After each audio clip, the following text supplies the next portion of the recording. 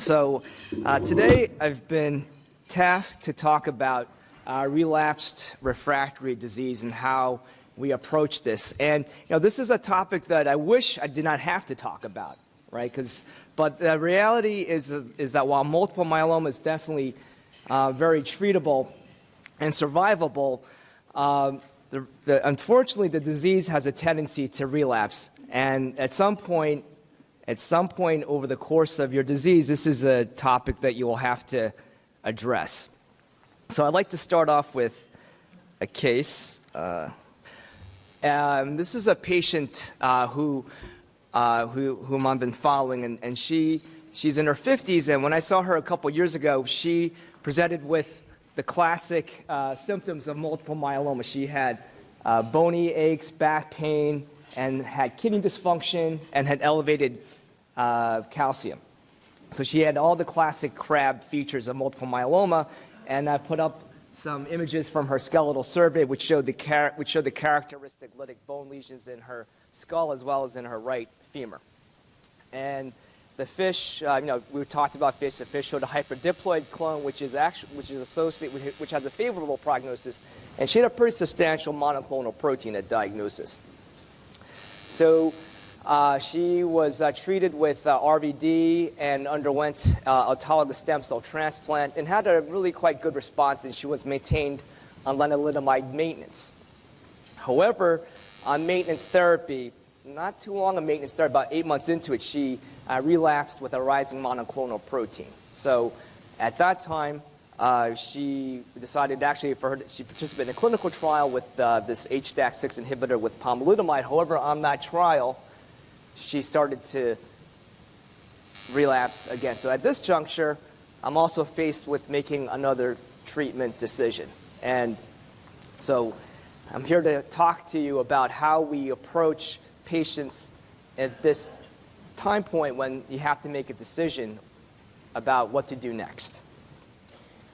So first, some definitions, because we talk about relapsed and refractory, and sometimes we kind of use them interchangeably. But to be more precise, relapsed disease refers to disease that has recurrence after a response to therapy, and refractory is disease progression while you're on treatment. And then relapsed refractory refers to a combination of the above. And I think for many of you in the audience, if the disease does progress, the relapsed refractory category may be more applicable since the paradigm has shifted towards patients being on longer therapy, on maintenance therapy. So invariably, if you do progress on that treatment, then they would be categorized as relapsed refractory disease. Whereas in the past, historically, patients were treated with a course of therapy and then stopped. And then in that case, if disease appeared at that point, then relapse would be the more appropriate term. And another set of definitions to be aware of is this idea of a clinical relapse versus a biochemical relapse. So in the clinical relapse, generally speaking, patients have symptoms at the time of a clinical relapse. So those symptoms could be characterized as a bone lesion that could cause discomfort, or in some cases, it could cause a fracture, like in the back or in the arm or the leg. So that would be a pretty straightforward example of a clinical relapse. Or sometimes patients can have hypercalcemia, elevated calcium, or they may have worsening anemia, or perhaps in some cases kidney dysfunction. So in these cases, clinical relapse is what I would consider a symptomatic relapse.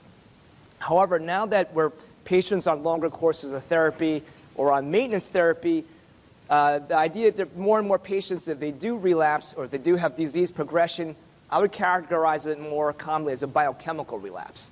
So these patients generally don't have symptoms of disease, but it's mainly detected as part of your routine blood work when you go see your healthcare team, either based in the serum or the blood, the serum or the urine. So generally speaking, these patients do not have any symptoms. And then we also talk about progressive disease, and this is kind of more of a the progressive disease. This is the definition that comes out from when we conduct clinical trials. This is the terminology that we use in terms of. This is how we define progressive disease, based on a certain rise in monoclonal protein or urine M protein or serum free light chain if the above two are not measurable. So that's how we define progressive disease. And so when patients have progressive disease, in some cases it could just be purely biochemical relapse, and then in some cases there might be a clinical relapse that's part of when you just meet the marker for progressive disease. So while we don't like to talk about how we treat this is the topic we don't like to think about, the good news is that the treatment options for relapsed and refractory disease, as we've heard about, there's a burgeoning number of drugs that have been approved for addressing relapsed refractory disease, and many more are under investigation. So what I'm going to try to talk about today is to talk about use of these different drugs in these different categories, many of which you have already heard about as part of the talks earlier today.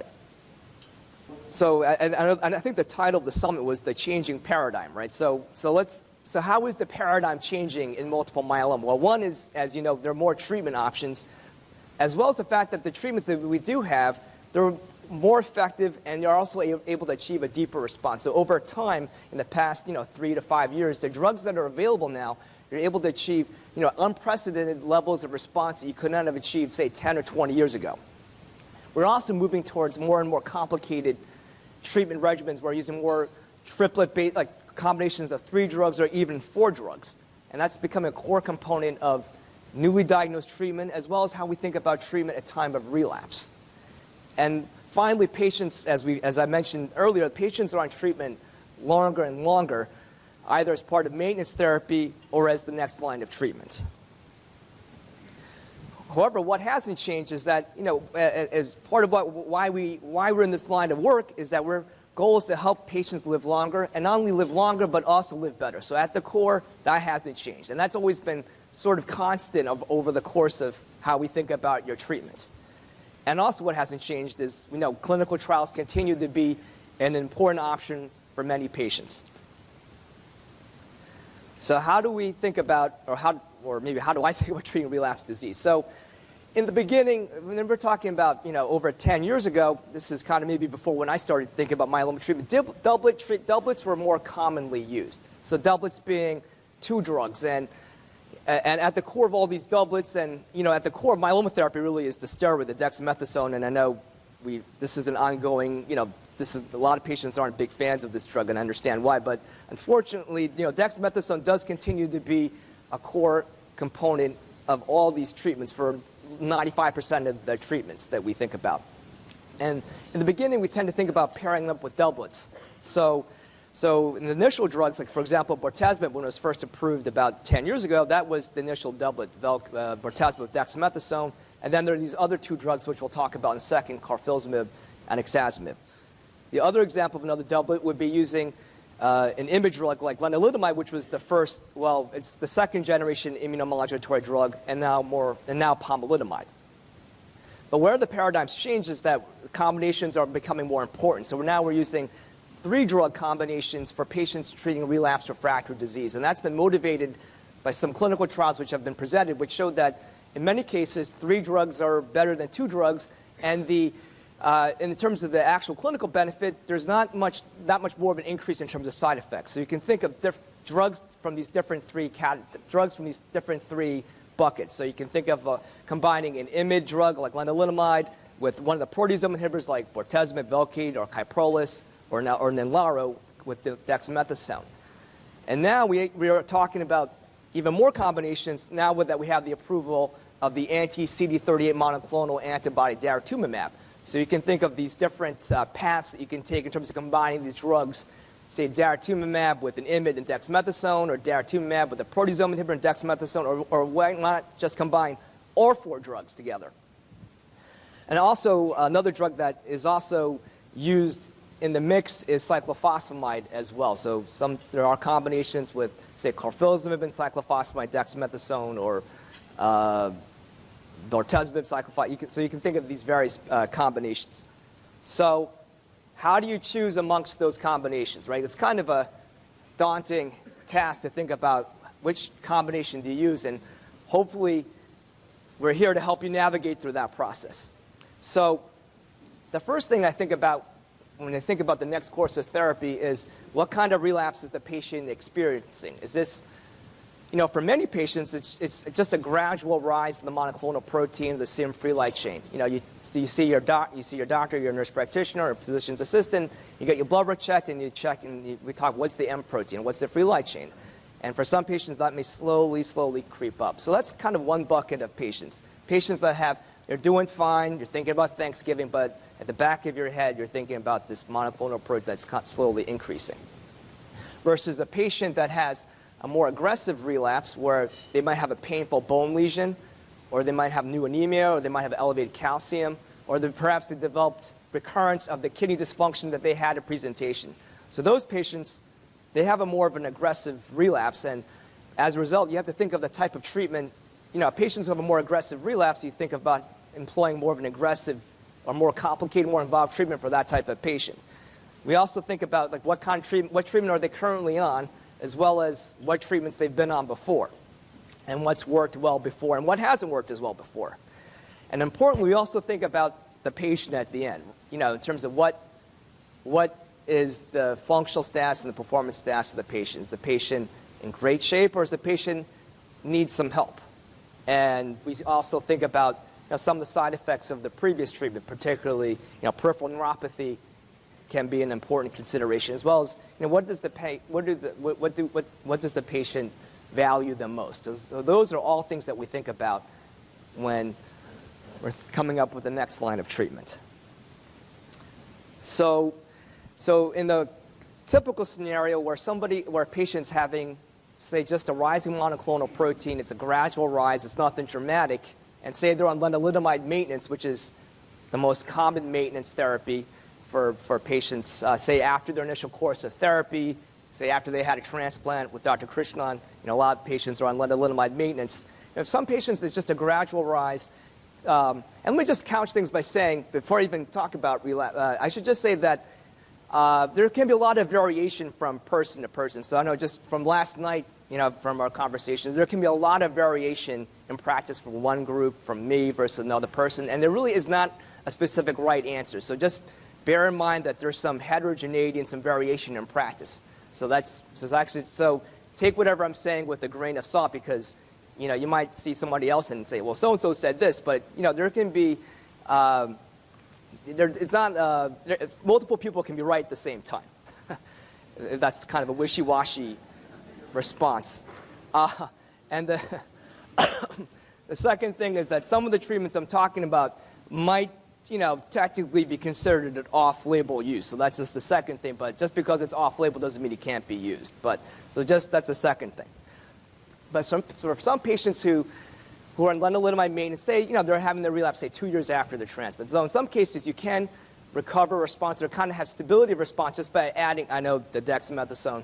You can recover that just with some addition of dexamethasone. Or in other cases you can think about adding ixazomib, which is Ninlaro, which we'll talk about a little bit later on as well. Or in other cases, you can think about pomalidomide and dexamethasone as another alternative. But I think the goal, the theme I'm trying to get across here is that where patients have an indolent relapse, a lot of patients can do very well. I mean, even though the numbers are just rising, it doesn't mean that that your world's turning upside down, right? And many patients, disease can be stable for extended period of time without any major change. And the thing is, if you're doing fine, you feel fine. I'm always somewhat hesitant to sort of turn your life upside down by introducing a line of therapy that could be much more complicated and much more involved and much more demanding when it's not really clear how much benefit you would actually get from doing this extensive treatment. Because at the end of the day, the goal here is to help you live longer and live better, and not necessarily just make the numbers on the computer screen look better, right? So you're here to help you live longer and live better. So in contrast, patients who have more of an aggressive relapse, where there's patients are symptomatic, they feel crummy because of their disease. Well, then I think in that case, you want to try to get patients feeling better again, and as a result, sometimes you would involve a more aggressive treatment.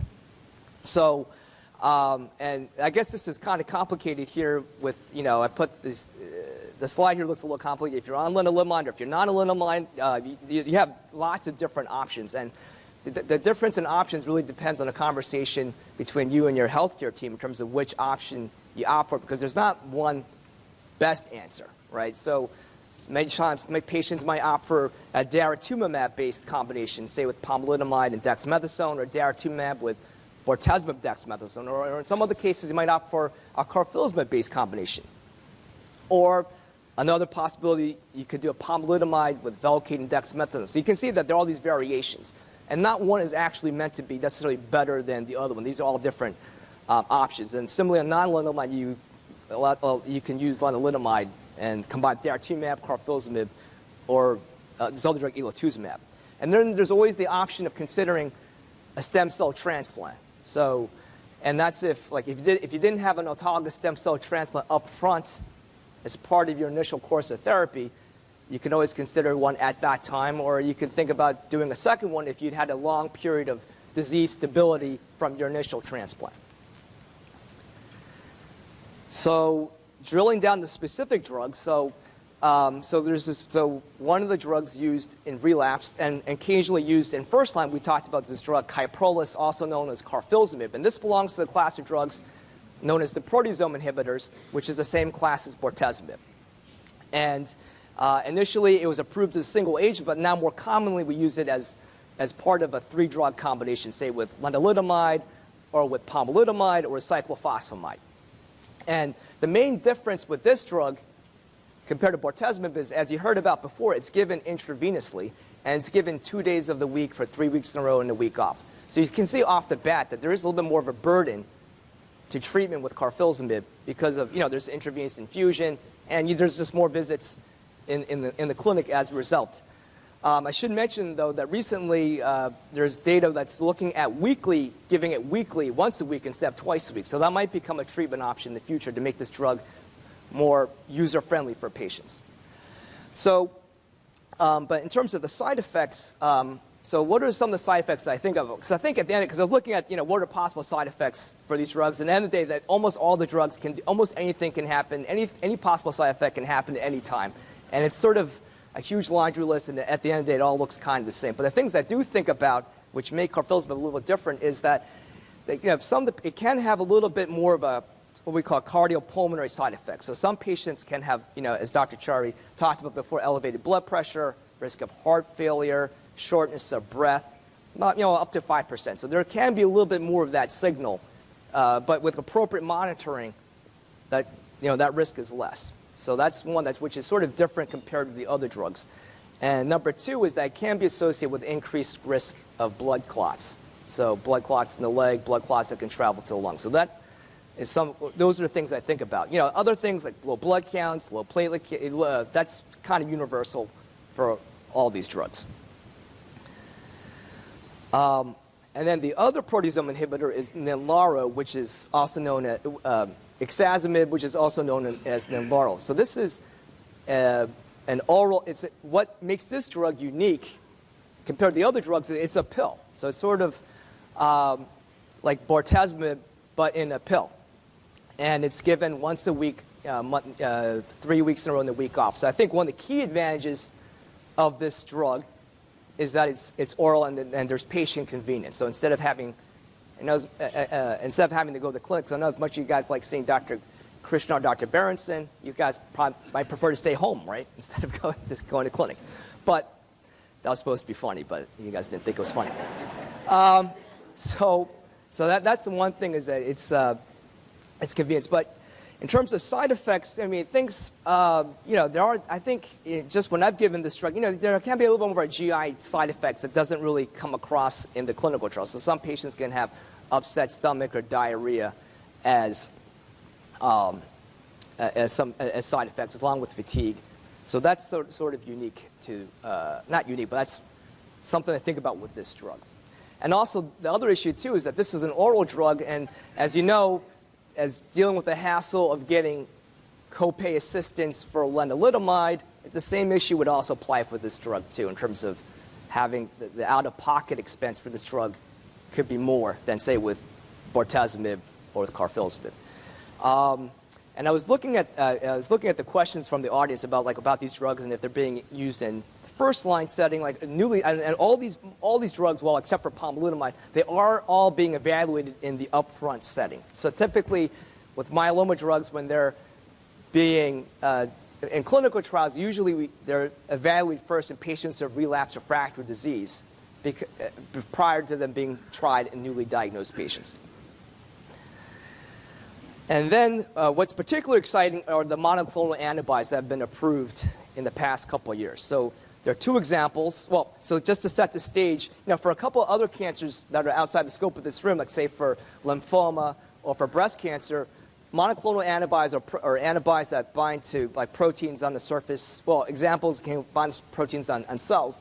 And for a couple other cancers, for some other cancers like lymphoma or breast cancer, drugs like rituximab and trastuzumab have been a game changer. And in myeloma, it's only really been a couple years ago that we have our own monoclonal antibodies that target, again, similar proteins on the surface of cells. And two examples of those are elotuzumab, also known as Implicity, and then there's daratumumab, also known as Darzalex. So these drugs bind to proteins on the surface of myeloma cells.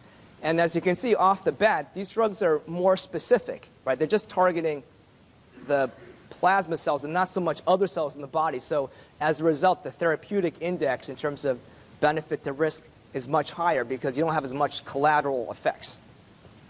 Elotuzumab binds to slam F7, and what makes this drug unique is that it also binds to NK cells, which are part of the immune system, and helps engage them to attack the myeloma cells.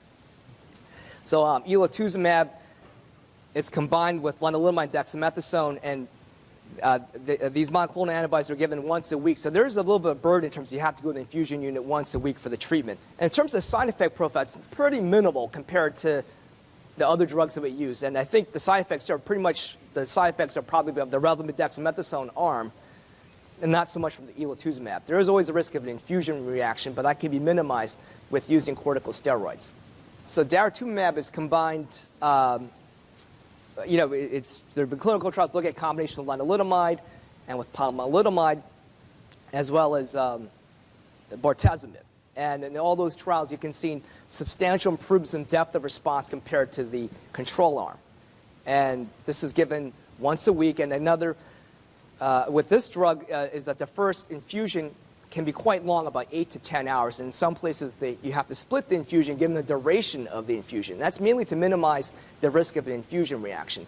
But generally speaking, the infusion reaction isn't a deal breaker since it's not very common.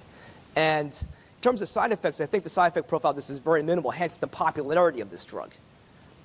One additional thing to note is that if you need a transfusion, it might take longer to find a cross-match given that it can interfere with how the type and screen is done.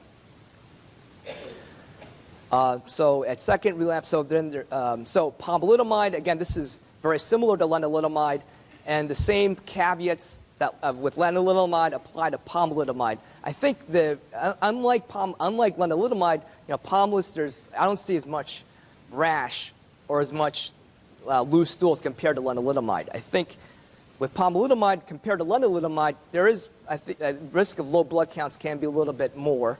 And then number two, I think patients might have a little more fatigue with this drug compared to lenalidomide, so hence prompting dose reductions. But the same issues with blood clots still apply, and the need to be on something to help prevent a blood clot. And then there's this drug, Pomalidomide, which is a drug with a completely novel mechanism of action. As it's a histone deacetylase inhibitor, and by doing that, it alters what genes are turned on and turned off in cells. And what is nice about this drug is it's an oral drug, so again, there's convenience, and there's a clinical trial showing that combination with Velcade and Dex was better than Velcade and Dex. But you don't really hear much about this drug, mainly because of two things. One, you have other drugs, which like daratumumab, for example, or carfilzomib, which have great efficacy as well as more combinations. And number two is that this drug can have serious side effects, such as loose stools, as well as affecting heart conduction. And I think that the jury, I think modifications in dosing and combinations could potentially help improve the efficacy as well as the tolerability of this drug in the future. So this is something to be determined more so in the future. So options at second relapse. So things we also consider is that we can always reuse components of drugs that were used before. So you don't want to throw out the baby with the bathwater. So if bortezomib worked before, it can sometimes be used like later on. And I mentioned that if you had a second relapse, a third relapse, if you did DARE, you can always swap and try a different drug and always consider clinical trials. Oh, and then here's the question for the audience. So the question is, achieving a deep response such as MRD negative status is only possible with initial treatment and autologous stem cell transplant. So is it true that to get the best possible response, it's only possible at the time of initial diagnosis? True or false? Right. So the answer is false, because it turns out that in the trial daratumumab with lenalidomide dexamethasone, for example, patients were able to achieve MRD negative status, which was unheard of before. To be able to have patients go into, say, a molecular complete response with second or subsequent line therapy. So again, that's very encouraging. Some advice for when I think about using these drugs, and these are things that you've heard about before with the proteasome inhibitors. There's risk of shingles, so generally patients are acyclovir equivalent. And how you approach peripheral neuropathy. Again, this isn't unique to second relapse. This is sort of a universal concern with proteasome inhibitors. I know you'll hear more about this later on. So I know in the interest of time, let me just go forward. And again, the second stem cell transplant is a consideration, mainly in patients who've had a long duration of time frame from their first transplant. And again, clinical trials are always an option. So when I think about this, we're in this for the long haul, and the more options you have, the better. And clinical trials are a way of maximizing the number of options that you have. And there are many promising drugs that are in clinical development where MMRF has played a really key role in moving them forward. So back to this patient. So she had less than a partial response, and she started relapse 6 months. So it sounds like her disease has been acting pretty aggressive. Only 6 months into this clinical trial, she's already starting to relapse. So in her case, there was a clinical trial available, and it actually looked at the combination of carfilzomib given once a week with lenalidomide dexamethasone. She had lenalidomide at the beginning, but it can be reused. And 7 months into treatment, she's achieved a stringent complete response, and she's looking forward to Thanksgiving. So that's good news for her. And I just saw her a couple days ago, and she's doing great. So again, this is to summarize, and I wanted to thank you for your time, and hopefully you guys all have a great, happy Thanksgiving, happy holidays, and happy New Year, right? Okay. And the one that often comes up to me, probably to you, is if these drugs are so good in relapse, why not frontline? Right. So these drugs are being studied in frontline, or are being studied in the frontline. So carfilzomib is being studied in the frontline setting. There's currently a clinical trial looking at carfilzomib Rev-Dex versus bortezomib Rev-Dex.